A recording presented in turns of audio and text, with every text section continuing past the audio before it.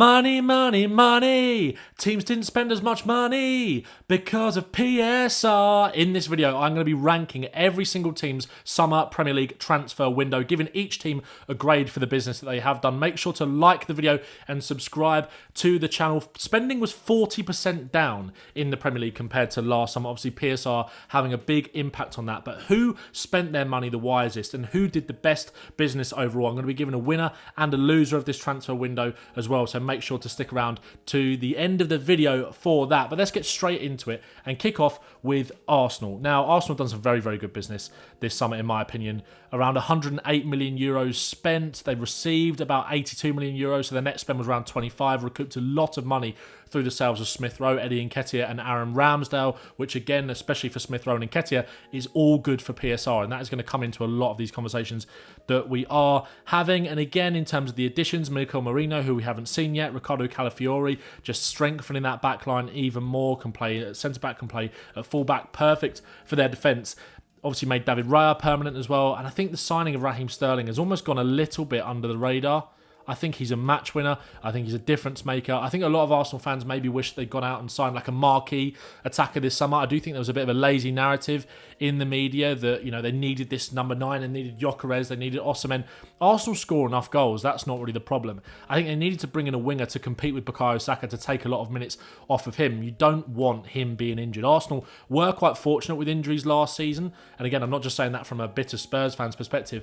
But again, with a lot of games that they've got coming up, they do need competition. You can see Bukayo Saka, despite the fact that he started the season really, really well, is there going to be a risk of burnout there? So I think Raheem Sterling on loan is a really, really smart bit of business. Already worked under Mikel Arteta, under the guise of Pep Guardiola, of course, at Manchester City. Obviously knows what will be expected of him. He's an experienced player with a point to prove as well, and I think that makes him really, really dangerous. They've done some very good business, Arsenal, and got rid of a lot of deadwood as well. The likes of Vieira, gone on loan. Mohamed El Neni, gone. Like I said, they got a good fee for Aaron Ramsdale as well. They also brought in Neto from Bournemouth, the goalkeeper. Again, fairly smart. I don't rate Neto that much as a keeper, to be honest. And I actually think he might be cup-tied. Correct me if I'm wrong, Arsenal fans, in the comments if you are watching this. But again, solid backup goalkeeper. David Raya is going to play most of the minutes and should be fine in terms of the injuries. So I'm going to put Arsenal in A straight off the bat. I think they've had a very good window. Again, like I do think there'll be this media narrative that maybe they needed that X-factor signing up front, but I don't really buy into that, I'll be honest. Scoring goals is not Arsenal's problem, and I think they've made a really smart signing with Sterling. Next up, Aston Villa. Big, big spenders. One of the biggest spenders of the window. Amadou Onana through the door, Maatsen through the door, Jaden Philogene through the door, Cameron Archer through the door, and out the door, actually, to Southampton. But Onana has made such a big difference in these first few games. I was a little bit sceptical of Amadou Onana. I think from a Spurs fan's perspective, with him, it's a little bit like Yves Bissouma, where he can be incredible on his day in that position, but it's the consistency that I worry about. But again, I think he's under the right manager at the right club to get the best out of him, kind of raising his game for those Champions League nights. I think he's a wicked signing. Maatsen, again, a lot of potential there. I do think Villa's window at the start kind of got slightly overhyped due to the sheer amount of volume of players that they signed. Obviously, they did a lot of business very, very early, and fans, of course, place a lot of importance on that. You want your business done and players through the door early on, and I think we've seen the benefits of that, of course, with someone like Onana. But maybe they could have done a little bit more. Obviously, they lost Douglas Luiz. Maybe that's being harsh on Aston Villa. I like the younger signings that they brought in through the door as well, with the likes of Jaden Philogene. In terms of outgoings, they lost Moussa Diaby, which they recouped a hell of a lot of money for. Aston Villa fans must be buzzing with that, because I'm not sure their fan base really thought he was as much of a difference maker as they thought he'd be. Douglas Luiz, again, is obviously really hard to replace, but I think with the signing of Amadou Onana, he's a different kind of profile, maybe allows them to play in a bit of a different way. I'm not sure Villa fans will be too upset with that. Obviously, Douglas Luiz is coming back to play against them in the Champions League, and Onana's made a brilliant start, which is exactly what he needed. So I think it's been really good for Villa. I think their fans are happy. They haven't spent too much money because of the fees that they've recouped. I think they've got to be in A as well. I wouldn't quite say they've had the best window out these teams, and I think you'll find out who that is later in the video. But I think their fans will be very happy. Very, very happy. Now, on to Bournemouth. Again, spent fairly big money this summer. Over 100 million euros on the likes of Evan Nilsson. Obviously lost Dominic Solanke this summer. Luis Sinisterra came through the door as well. We'll come on and talk about Dominic Solanke a little bit further down the line with my team, Tottenham Hotspur. Dean Huijsen, who is a brilliant signing, a really, really good signing for them. So much potential. I don't think Bournemouth fans can believe that they got him through the door. Again, in terms of outgoings as well, they lost Kiefer Moore, which is not too much of a loss. Lloyd Kelly went on a free. to Newcastle, but I think they've replaced him pretty well with Dean Hoyson. Obviously, Solanke is a big loss for Bournemouth, but Evan Nilsson looks sharp in the first few games. I like what they've done. Again, I like what they've done. I think a lot of teams have done very smart business. I think they have. So I'm going to put Bournemouth. I think it's going to be a lot of teams that it couldn't have gone much better for Bournemouth, really, especially off the back of they probably knew they were going to lose Solanke. I think in terms of what they've done to replace him and the squad that they've already got and the manager that they've already got, I think they'll be really happy with that. I think they will be really happy with that. Brentford obviously lost Ivan Toney, have brought in Igor Thiago, who is injured at the moment. I think he's got a meniscus injury. I think a lot of Brentford fans are just quite relieved the Toney situation is over, to be honest. Got a decent fee for him, around 42 million euros. He's gone to earn a hell of a lot of money in Saudi Arabia. In terms of players brought in, I like the signs of Carvalho. I like Sepp Vandenberg as well from Liverpool. Obviously, we've already mentioned Igor Thiago. I think it's been fine for Brentford. I think it has been fine. Look, obviously the jury is out on Thiago because we haven't even seen him yet. They have got firepower in that front line anyway with Visser and Mbeumo. So that doesn't put too much pressure on the striker coming in because Toney, was so good. I don't think Brentford fans are expecting that of Thiago. I think that's kind of taken the pressure off a little bit. And I think Brentford's business has been okay. I was a bit worried about Brentford, but I'd probably put them in a B, to be honest. I think it's been pretty good. Again, we can shuffle teams around in terms of who's done better business than who as we get a bit more towards the end of the video once we've got more teams in each section. And make sure to like the video, as I said earlier on in the piece. Let's move on to Brighton. Brighton, for me, they could be my winners of the window. 182 million euros spent. That's the highest net spend in the Premier League. Brilliant arrivals, the likes of Jorginho Rutter, Yakuba Minter, Mats Weifer, Gruder as well, the young winger from Germany, Kadioglu, Matt O'Reilly, who unfortunately they've lost to an injury, who's going to be out for a few months.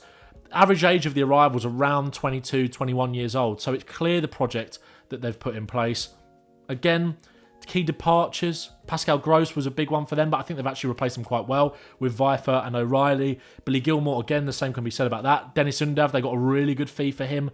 It's just been brilliant business, and they've looked so good at the start of the season. Obviously, beating Manchester United, taking a point off Arsenal at the Emirates, and obviously beating Everton, dismantling them on the opening day. And when you look at the business that they've done and you add that to what they've already got, it's just incredible. They haven't lost a massive player this summer in terms of fee.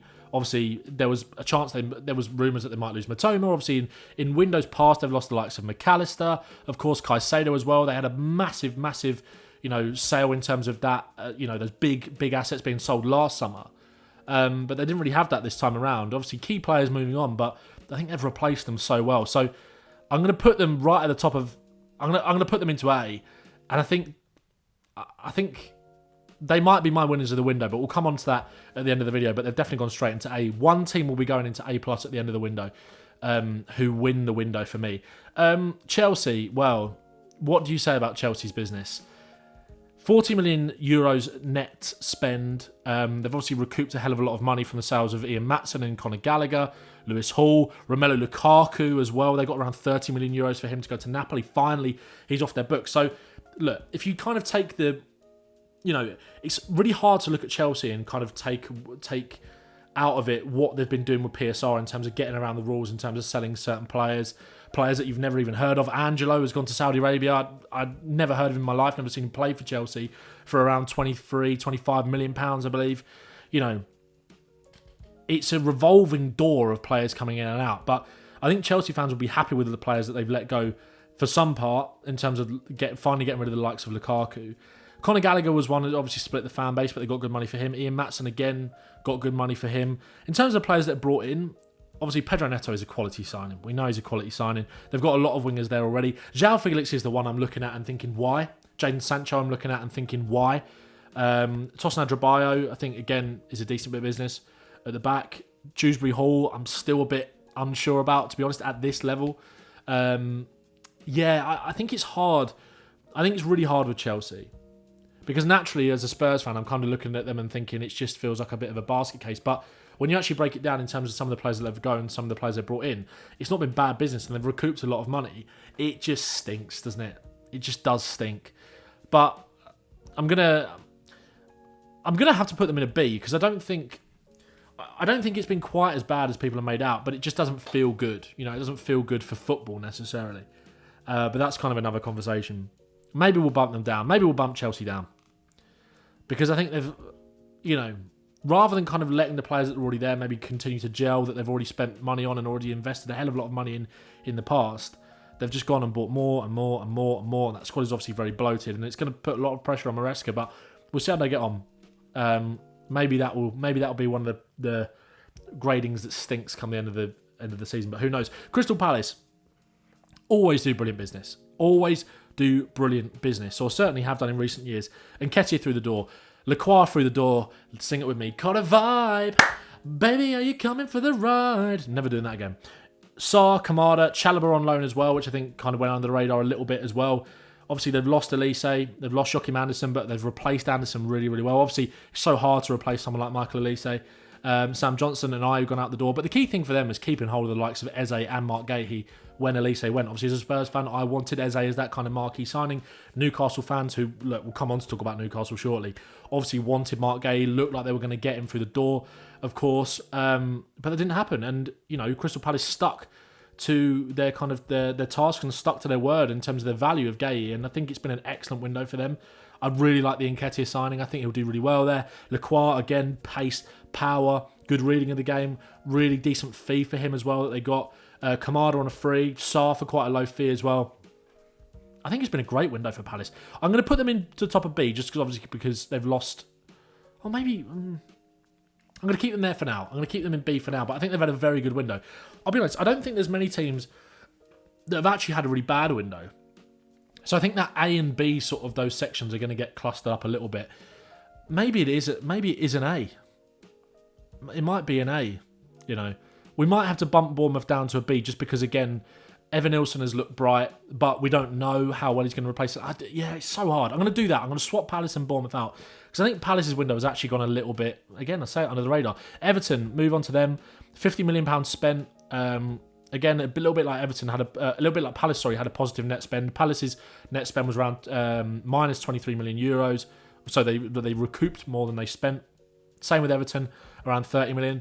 Everton, I don't think it's not an F, but it's certainly not it's not a B or an A. Obviously lost Onana. Godfrey's gone to Atalanta. Lewis Dobbin's gone to Aston Villa. They've finally got rid of Neil Maupay, which I'm sure their fans are delighted about. It's just the incomings. Iliman and Jayas look really bright. Irobunam, I think, has looked good so far as well.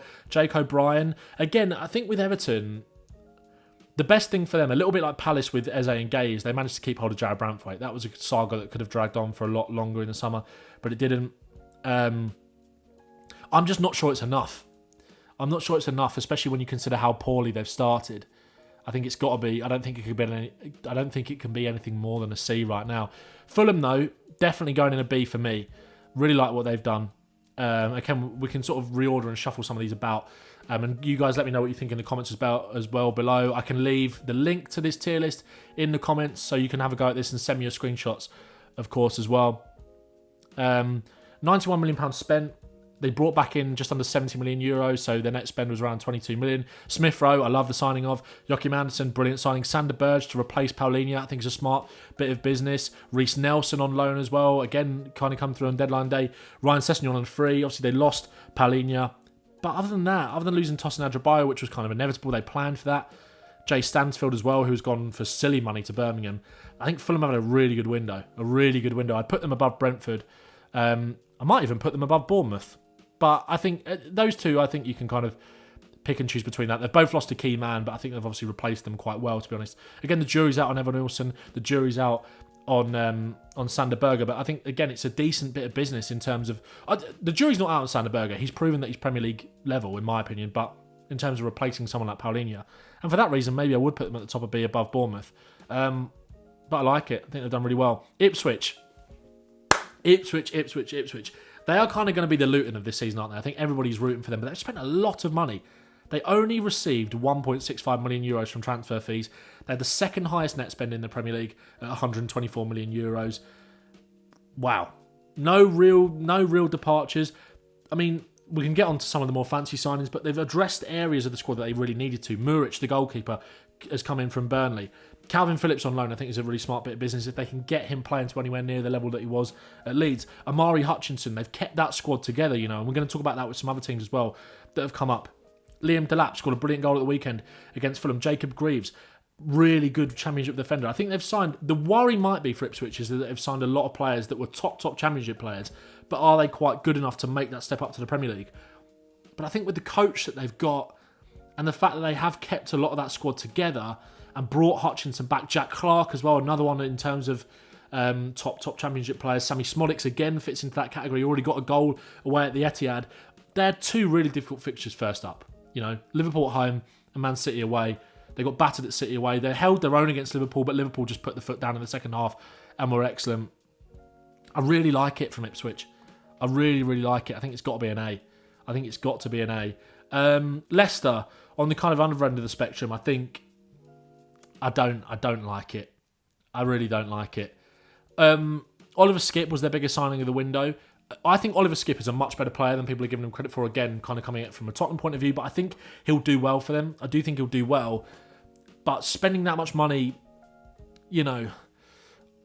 did they really... Is that what they needed? Is that what they needed? They've still got Ndidi there. I think Skipp will do okay, like I said, but could they have spent that money elsewhere?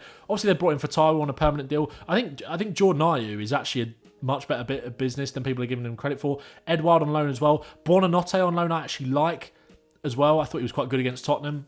He's bright, young kid from Brighton. Decordova-Reid on a free as well. They obviously lost Dewsbury Hall and Iheanacho. I don't think it's an F, but I think maybe even a C is generous, to be honest. But I think I'm going to put them at the bottom of that. Maybe it is an F. I don't hate the signings individually, but I think, again, to stay up... Look, there won't be a points deduction for them this season, so they've got away with that. So maybe it will, come the end of the season, maybe it will be enough. That's why I'm not going to put them in an F. Because I think when you factor that in, the fact that they aren't going to get a points deduction gives them a much better chance of staying up. Maybe they'll be fine, but I don't mind the business individually, but I'm not sure. I think they're still missing something. Missing that kind of X factor. That replacement for Dewsbury Hall, which Oliver Skipp isn't, as much as I like him as a player. Liverpool then, interesting. A few weeks ago, this could have been there. They could have been an F because they weren't doing anything. Missed out on Zubimendi, which I think what's done really well for Liverpool is that they've not allowed that to be the story of their summer, missing out on their main target like Zubimendi, because obviously they brought Chiesa in, they brought Mamardashvili in as well. Zubimendi, I think the frustrating thing from Liverpool fans' perspective probably, and maybe looking at it from an outside perspective, is that why did they spend so long on a deal that they knew was going to be that difficult to do, bearing in mind he'd already turned down the likes of Arsenal, Bayern Munich, I think maybe, correct me if I'm wrong, and Manchester City as well, I think had made approaches for him in the past. It was clear that he was obviously kind of destined to want to stay at Sociedad. But Chiesa, I think that could be a really smart bit of business. Again, decent work done to kind of trim down the squad. Vandenberg and Carvalho gone. Mamardashvili is obviously gone on loan and will be coming in next year as someone who can compete with Alisson. Some decent loans too for some of the younger players. I think it's a B for Liverpool. I think if they hadn't have brought Chiesa in, it wouldn't have been. I'm excited to see how that goes. And again, we can kind of shuffle some of these teams around. But yeah, I like it. I do like it for Liverpool. And I think the way that they've clicked under Slot, I think the thing is, kind of going back to the Zubimendi thing, maybe in Ryan Gravenberch, they've shown that maybe they don't need him. Maybe they don't need that number 6. He's been excellent, Gravenberch, in the first few games.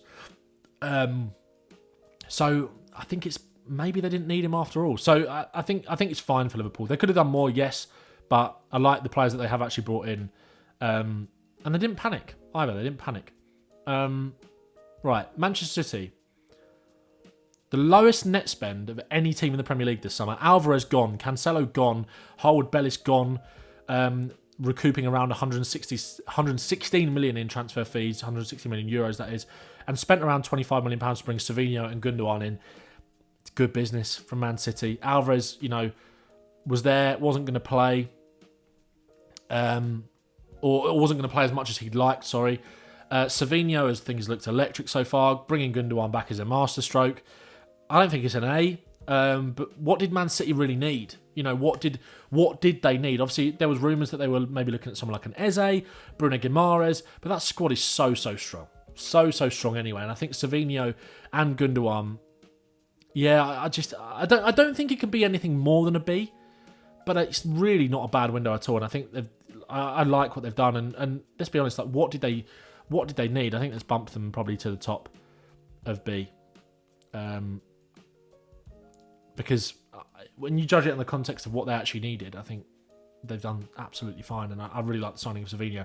I actually predicted in a video that I did with Zach Jalab on his channel, go and check that out, that I thought Savinho by the end of it could be the signing of the summer in terms of low cost, high impact. I really like what I've seen so far. Maybe that's a mental shout, but who knows. Manchester United then, the other side of Manchester. Yoro in, Agate in, De Ligt in, Xerxes in, Mazraoui in, McTominay out, Greenwood out. Good fees for them. Wan-Bissaka, good fee for him. Kambuala, Hannibal, all got fees for as well. Pellistri as well. Sancho's gone on loan. Martial released, so good wages off the wage bill. I like it on the surface from Man United. I do. Obviously, Yoro is, unproven, young. Agate, similarly. Is Agate going to fix the problems that Man United have got? I'm not sure. It's a lot of pressure on a young player with that price tag as well. Xerxes, I think, has been bright so far. As someone that can play and compete with Højlund. Mazraoui, again, has looked pretty good. I think it's been a B from United. I think their business has been good. It's just that, have they got the right manager to facilitate that A style of play? I think it's been a little bit clearer for Man United this season, to be fair. I don't think they've been quite as bad. And I think the Liverpool result will kind of distort people's opinions because Liverpool was so good in that game. I don't think there's much more United could have done, if I'm being honest. I like the profiles. I think De Ligt is a good signing, again, in terms of that low-cost, high impact. Or in relative terms for a player of his quality. Yeah, I don't mind it from United. I don't think it's a C. I don't think it's an A, but I'm going to stick it in B. I think it's got to be better than Liverpool because of the players and the quality. I think I'm going to bump Brentford down. Yeah, I'm happy with that for Man United. Newcastle United, I think they are straight away going there. The thing for Newcastle is, the reason it might not be an F is because they were able to keep hold of Gordon, Guimaraes and Joelinton. That is a massive thing. Sorry, not Joelinton, Isak. Guimaraes, Gordon and Isak. Massive for them. Massive for them. But in terms of incomings, it's not enough. And Newcastle fans are frustrated.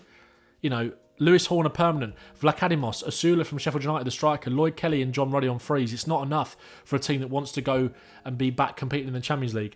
Again, they've got the spine of a really good team there, Newcastle, and obviously coming off the back of a loss to them at the weekend, they have got really good players. Tonali coming back as well, it kind of feels like a new signing in its own right. So maybe an F is harsh, but it just felt like their narrative of the summer will be losing out on Gueye.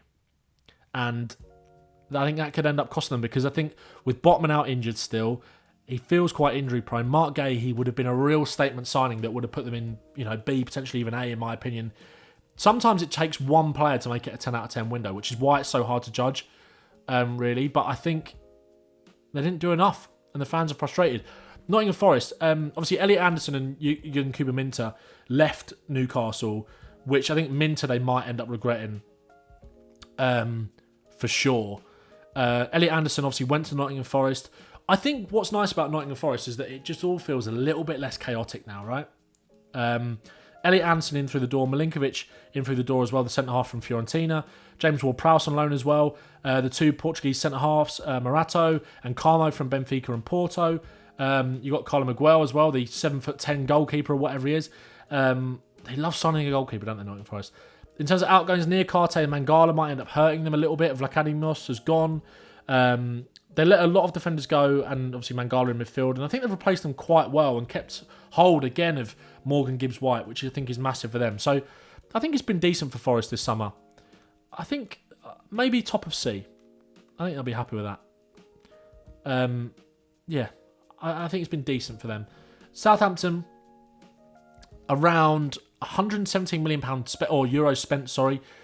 Net spend around 75, they recouped about 40. In terms of outgoings, Carlos Alcaraz and Sekumara, I think they've actually replaced them pretty well. Ramsdale in through the door, Harwood Bellis from City, Cameron Archer from Villa, Brereton Diaz. I'm not sure about Brereton Diaz at this level, if I'm being honest. I think Cameron Archer is a better striker and a better fit. Sugawara as well, the fullback, some other decent bits of business. The young Portuguese centre midfielder, Matheus Fernandes as well, or Fernandes from Sporting. I don't mind it from Southampton. Again, I think it's a C. I think it's a C. Maybe that's harsh. Maybe that's too low.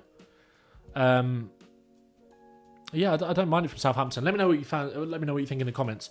Of course, Spurs, my team. Right now, this has kind of divided a lot of opinion. I actually made my own video on this, specifically talking about the Spurs transfer window. A lot of money spent, around 150 million euros spent. Brought back in around 55 million euros. And I want to talk about the outgoings first, because I think one thing that's gone under the radar from maybe a more neutral's perspective with Tottenham is the deadwood that we have got rid of. Emerson Royal, Pierre Højbjerg, Brian Hill, Manos Solomon, who else? A lot of players that Spurs have got rid of. Tanguy Ndombele gone on a free. Ryan Sessegnon gone. Eric Dyer obviously went in January, but technically went this summer in terms of ripping up the contract. Gone.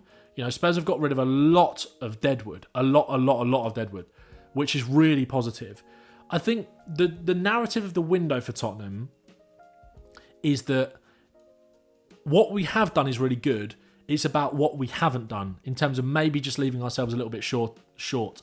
Dominic Solanke, I love the signing of. I really do. It's obviously a shame that we haven't been able to see him as much in the first few games because of that injury, or as much as we would have liked, of course. I think it's a perfect fit. Again, I made a video on my channel. Go and check that out. Lucas Bergvall, Archie Gray, again, showed great promise so far. Min Hyuk Yang, who we haven't seen yet, but again, one for the future.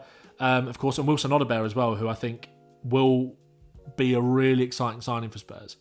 I think the couple of disappointing bits is not signing a backup centre-back or left-back, because I think, again, we saw Mickey van der Ven out injured for the game against Newcastle on Sunday. Massively packed fixture schedule with Spurs being back in the Europa League. You want to be able to wrap him up in cotton wool as much as possible, and we saw on Sunday, and maybe we saw last season, that this system is just not as effective with Mickey van der Ven out of the side because of his pace, in terms of the recovery, in terms of being able to play that high line. He's a massive blow for Spurs. And again, there's not many replacements for someone like Mickey van der Ven on the market, right? But a bit like what I spoke about with Arsenal earlier, and I understand why Postecoglou didn't want to bring in another defender, another versatile defender that can maybe play centre-back or left-back, again, to give Destiny Udogie that time to sort of recover from his injury as well, that he spent a lot of time out with last season towards the end. You know, take a bit of pressure off him. He said that if the perfect fit's not out there, I'm not going to go and do it. And I understand that. But again, if you look at Arsenal with Raheem Sterling, if you can't improve loads, still try and improve a little bit. And again, I think I really like the signing of Wilson Odobert in attack. And obviously we did try for Pedro Neto, Eberechi Eze as well. It was going to be a really hard deal to do that in terms of the finances with his release clause and the sell-on clause to QPR, etc. But I think we've left ourselves a little bit short. In terms of the players we've brought in, I'm really happy with it. In terms of the players that we've let go, I'm really happy with it. Lo Celso gone as well, you know. Reguilon's still not gone, but probably will go. Turkey window's open for a few more weeks, or a week or so by the time you guys are watching this. I'm going to put it at the end of B. I think it's probably a B- for Spurs, because I think what it's done is allow us to have, hopefully, a transfer window next year where we can not worry about selling deadwood. We won't really have anyone to sell by that point, unless, you know, an offer comes in for someone that you might not expect, who you don't plan to sell, but you don't want to turn down the money or feel like it's a good time to move them on. We can have a window where we just bring in a couple of stars, a couple of players that are really going to take that level of the team up enough. We're still in a rebuild, you know. These things are going to take time. You can't do everything in one window. I do think Spurs are missing that X factor in attack a little bit right now, but obviously, hopefully, Solanke will add that when he actually does come back in. I don't think it's been anywhere near as bad as some Spurs fans have made out. I don't think it's been amazing, but I don't think it's been anything less than a B. Maybe at the bottom end of the B. So I'm going to put it there. Spurs fans, let me know what you think in the comments of that. West Ham then. West Ham. Kilman, Somerville, Fulkrug, Guilherme, Wan-Bissaka, Guido Rodriguez, Soler and Todibo on loan. West Ham fans very happy. Flynn Down's gone. Ben Rama got good fees for them. Obviously, in terms of Southampton, one thing I didn't factor in at the time I wanted to talk about is with Flynn Downs, them bringing him in, keeps that squad together from last year, which I think is really important. And obviously you can see the relationship that he's got with Russell Martin, how much he loves him. So, yeah, just back on Southampton that for a sec. But I like it with West Ham. One thing that I think stops it from being a really good window, and I'm going to put them in A, because I think their fans are really happy with it. I don't think it's been quite as good as some of their fans have said, but I'll put them at the bottom end of A, because they've added to that squad depth. They've got a good team there already. Wan-Bissaka, I think, is a really good addition and has started really well. I'm not that convinced about Max Kilman, I'll be honest. And I think they should have gambled on John Duran instead of Fulkrug.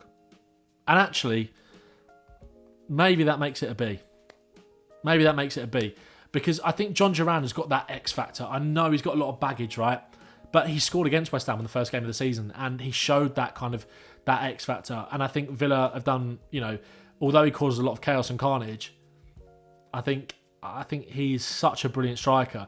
And I don't think Fulkrug is going to, I don't know, I don't see it working that well with Fulkrug. Somerville are like, again, how long is it going to take to adjust to the Premier League?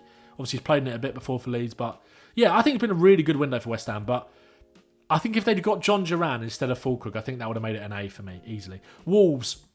Now, they might be down here, with Newcastle. Because Andre, the defensive midfielder from Brazil, from Fluminense, has come in. Sam Johnson's come in. Tommy Doyle's come in. I'm just not convinced it's enough when you think they've let Kilman and Neto go. They just always seem to find themselves short when it comes to these transfer windows. And, yeah, I'm not massively convinced by it. I don't think they'll go down. And Andre might be brilliant. Andre might be another sort of João Gomez that they've brought in. He might be great. And maybe, I just don't think it's enough to, maybe we should have put a D tier in here. Who knows? I think I'm still going to keep Newcastle bottom.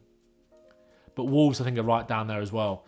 I'm just not sure it's enough, and I would worry if I was a Wolves fan. Right, so the time has come to announce who I think has won the transfer window for the summer 2024-2025, and I think it's got to be Brighton. I think they've done the best business. They are getting my A+ grade spot at the top of this tier list. They stand above in terms of the age profiles they've brought in, how well they've recruited, to back Fabian Hertzler in his first season as well. I really like the profile of signings they've brought through the door. Let me know in the comments below who you think has won and lost the transfer window. I'm going to leave a link to this tier list so you can do your own and tag me in it as well. And make sure you like the video and subscribe to the channel. Thanks very much for watching.